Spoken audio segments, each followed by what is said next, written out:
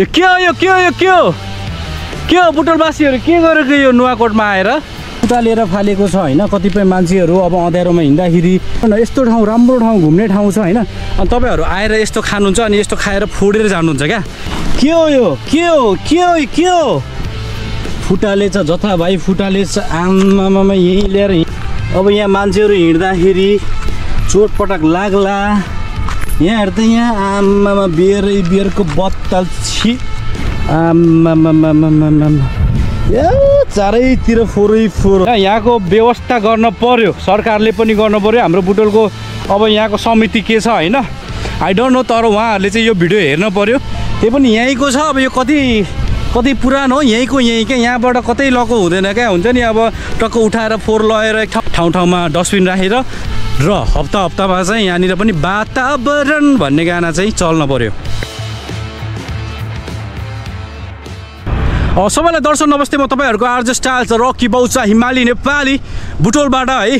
अनि आज चाहिँ म नुवाकोट हाम्रो यो भ्यू पोइन्ट आएको छु किनभने म तपाईहरुलाई केही देखाउन चाहन्छु हाम्रो बुटोलमा के भइरहेको छ हैन। यो के हो बुटोलवासीहरु के गरेको यो नुवाकोटमा आएर यस्तो फोरो छ कि कुरै छोड्नु। यहाँ हेर्नु न ल, यहाँ हेर्नु त फोरो, हेर्नु त फोरो आमामामामामा चारैतिर फोरो।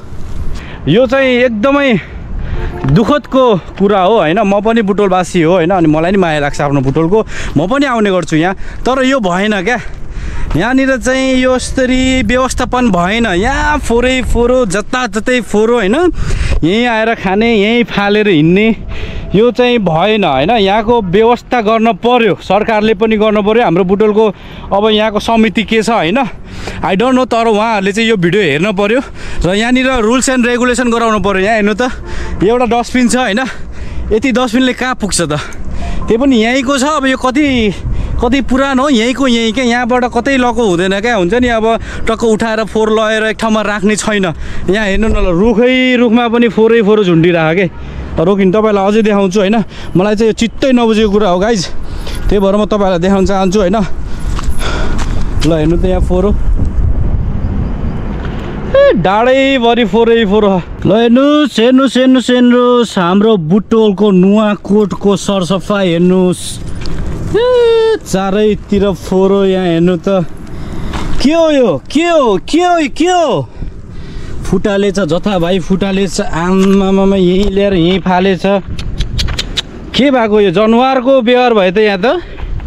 हेर त यहाँ फोरो छ्या विद्या हेर त। अब यहाँ मान्छेहरु हिँड्दाखेरि चोटपटक लाग्ला। यहाँ हेर त यहाँ आमामा बियरको बोतल छि विद्या के हो यस्तो फोरो तेरि घिन लाग्दो। यहाँको मान्छेहरूले किन चाहिँ यसलाई चाहिँ यतिको फोरो गराएको छ आई डोन्ट नो, तर यहाँको चाहिँ समितिले चाहिँ यो हेरेको छैन। तपाईहरुले हेर्नु यो भिडियोलाई एकदमै सेयर गरिदिनु होला। यहाँ फोहोर यति भएको छ कि हैन, यहाँ सास फेर्न पनि गाह्रो भइसकेको छ हैन गाइज, एकदमै झुर के। यहाँ मान्छेहरू टुरिस्टहरू आयो भने के भन्ला, यहाँ तैत राम्रो ठाउँ हो तर राम्रो गर्न पर्यो क्या। जताततै बियरको बोतल फालेछ हैन, यहीँ खाएको छ यहीँ फालेको छ। यहाँनिर चाहिँ व्यवस्था भएन क्या। यहाँनिर हामी पनि व्यवस्थित छैनौँ हैन, किनभने यहाँ न डस्टबिन राखेको छ न यहाँनिर फोहोर उठाउने केही आउँछ। ट्र्याक्टर आएर टक्क लाएर फोहोर उठाएर लग्नु नि त छैन क्या, केही छैन। यहाँ चाहिँ मिलाउनु पर्यो समितिले, यहाँनिर चाहिँ फोहोरहरू चाहिँ व्यवस्थापन गर्न पर्यो क्या।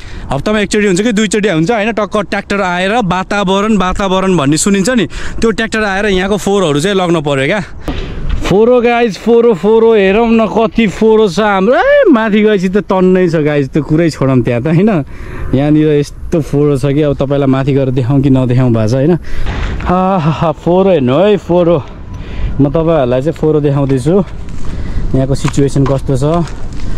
ओहो बियरको बोतलले भरिएको छ, तपाईँहरूले देख्न सक्नुहुन्छ। यो हाम्रो बुटोल गाइज, यो बुटोल है खाने मान्छेको सोच। बुटोल हेर्नु त बुटोल हाम्रो नुवाकोट यस्तो राम्रो नुवाकोट। यहाँ जोडी हेर्नु है जोडी के भइरहेछ यो भन्दा म त के भन्छु भने गाइज हैन, जस्तै तपाईँहरूको यो बियरहरू चाहिँ ल खान्छन् ठिकै छ होइन, तर बियरको कम्पनीले चाहिँ अब यसको चाहिँ केही उपाय गर्नु पऱ्यो कि त प्लास्टिकको गराउनु पऱ्यो होइन। अब यो गराएपछि के हुन्छ भने तपाईँहरूको अब यो त फुटालेर हिँडिन्छ, तपाईँले देख्न सक्नुहुन्छ यहाँनिर हेर्नु है, यहाँ हेर्नु ल, यहाँनिर यसरी फुटालेर फालेको छ होइन। कतिपय मान्छेहरू अब अँध्यारोमा हिँड्दाखेरि अब होइन चप्पल लाएर हिँड्छ नि त यस्तो ठाउँमा, त टक्क गड्यो भने के हुन्छ हेर्नु त हालत हेर्नु न। यस्तो ठाउँ राम्रो ठाउँ घुम्ने ठाउँ छ होइन, अनि तपाईँहरू आएर यस्तो खानुहुन्छ अनि यस्तो खाएर फोडेर जानुहुन्छ क्या। कुनामा यस्तो चक्कर राख्ने पनि छैन क्या, यहाँ त फुटाल्ने हो, यो कहाँबाट बचेछ होइन, नत्र यो फुटालेर फाल्ने बानी छ। म के भन्छु भने यदि तपाईँहरू अब म के भनौँ, अब मैले मात्र भनेर हुँदैन होइन, तर मेरो सोचमा के छ भन्दा तपाईँहरू जति पनि यो बियर कम्पनीहरू छ नि, यो बियर कम्पनीहरूले चाहिँ यसलाई चाहिँ कि त क्यानमा ल्याउनु पऱ्यो, क्यान पनि छ होइन, सिसावाला बियर चाहिँ ब्यान्ड हुनु पऱ्यो, किनभने यसले धेरै चोटपटक गरेको छ, झगडा हुँदाखेरि यही फोड्ने यहाँ हुँ छ होइन। त्यसै कारण चाहिँ यसलाई चाहिँ सकेसम्म प्लास्टिकमा कि त क्यानमा। गाइज यो चाहिँ एकदमै इम्पोर्टेन्ट कुरा हो है, यो जसलाई पनि हुनसक्छ झगडा हुँदाखेरि चोटपटक लाग्ने, यहाँ हुँ हातले हान्दा त केही भएन, तर यसले हान्दाखेरि त थाहा नि तपाईँलाई हालत कस्तो हुन्छ। सो गाइज यो भिडियो चाहिँ एकदम सेयर गरिदिनुहोस् ताकि कम्पनीहरू र हाम्रो यो नेपालको सरकारले चाहिँ यसलाई चाहिँ ब्यान्ड हानेर क्यानमा र प्लास्टिकमा चाहिँ ल्याउन सकोस्, बियर स्पेसल्ली गाइज है त। कतिपयले चाहिँ कुरा पनि काट्ला यो केटाले के गरेर होला, आफ्नै ठाउँको बेइज्जत गरिरहेको छ भन्न होइन, तर यो बेइज्जत होइन गाइज, यो चाहिँ सुझाव हो, यो गर्नुपर्छ। आफ्नै ठाउँलाई माया गर्ने हो होइन, फोहोरो भयो भने फोहोरो भयो भन्ने हो, सफा भयो भने सफा भयो भन्ने हो, जे ठिक हो त्यही भन्ने हो गाइज। म त कसैसँग डराउने होला छैन, जतिले हेड कमेन्ट गरेको होस्, तर यस्तो फोहोरो चाहिँ गर्न भएन गाइज है। हामी पनि आइन्छ नआउने होइन, यो फोहोरो हामी पनि नगरौँ। र अर्को कुरा चाहिँ हाम्रो यहाँको समितिले पनि यसको बारेमा केही सुझावहरू लिएर आउन सकोस् होइन, ठाउँ ठाउँमा डस्टबिन राखेर र हप्तामा चाहिँ यहाँनिर पनि वातावरण भन्ने गाना चाहिँ चल्न पऱ्यो, टक्क लाएर च्याट्ट पारेर है त। यति सुझाव गर्दै अब यहाँबाट म बिदा हुन चाहन्छु गाइज होइन, धेरै लङ भइसकेको छ भिडियो। अब यहाँ फोहोरोमा देखाइरहेको छु, केही कन्टेन्टहरू छैन, जस्ट फोहोरो कन्टेन्ट हो गाइज। यो फोहोरो चाहिँ एक दिन न एक दिन छिटोभन्दा छिटो चाहिँ हाम्रो बुटोलको टक्क लाएर समितिले चाहिँ च्याट्ट पारेर सफा गरेर हामी पनि सफा गरौँ है त guys. Thanks for watching this video. म चाहिँ के भन्न चाहन्छु भने यो भिडियो चाहिँ सक्दो सेयर गर्नुहोस् र हाम्रो नुवाकोट हाम्रो बुटोललाई चाहिँ क्लिन सिटी गराउन सकौँ हामी। Thank you.